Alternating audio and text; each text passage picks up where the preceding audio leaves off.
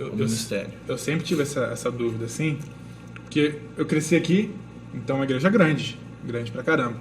E qual que é a diferença? Já a gente vai falar de como que você veio para nossa igreja e tudo, mas antes, qual que é a diferença assim, que você percebe para trabalhar, para ser pastor, numa igreja super pequena e uma igreja bem grande, igual é a nossa igreja? O Kleber, fiquei sabendo que você cantava lá. Cantava.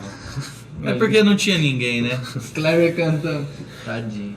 Olha, ô Felipe, às vezes quando a pessoa está numa igreja pequena, ela tem a ilusão de que quando ela chegar numa igreja grande, todos os problemas dela vão se resolver, que não vai faltar mão de obra, não vai faltar isso, não vai faltar aquilo. E, na verdade, completamente ao contrário disso, né? Falta mão de obra, falta. Na verdade, a mesma meia dúzia que ajuda na igreja pequena é a mesma meia dúzia que ajuda na igreja grande.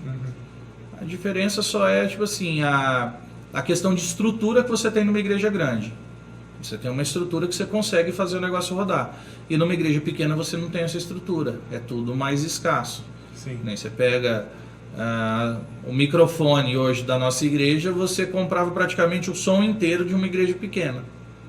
Então você não tem esses recursos. Mas do resto, em questão de mão de obra humana, é a mesma coisa, as mesmas dificuldades. Mas a igreja menor, não é melhor o contato pessoal? Você consegue ter um contato próximo com a igreja inteira, né? Vou dar um exemplo. A gente fazia todo último domingo do mês, a gente fazia aniversário dos membros, então o pessoal levava as coisas, fazia um junta-panela ali, salgadinho, levava, a igreja dava o bolo e domingo de manhã a gente almoçava junto no salão. Nossa. Então toda a igreja participava.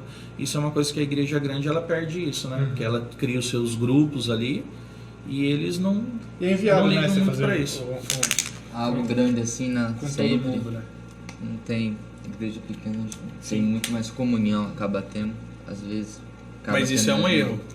Porque deveria acontecer. Sim. Porque aumenta a proporção. A gente tem outros lugares que a gente pode conseguir fazer isso numa igreja grande também. Como a gente fez o ano passado lá, o Dia da Família lá na Varpa. Então dá pra fazer. Foi muito legal. Foi umas 300 pessoas assim, e todo mundo se conversando. E muita gente muito que bom. frequenta a célula, que não vem no culto mesmo assim da igreja, mas que está envolvido com a igreja de alguma forma. Então a igreja pequena ela tem mais esse tato de poder.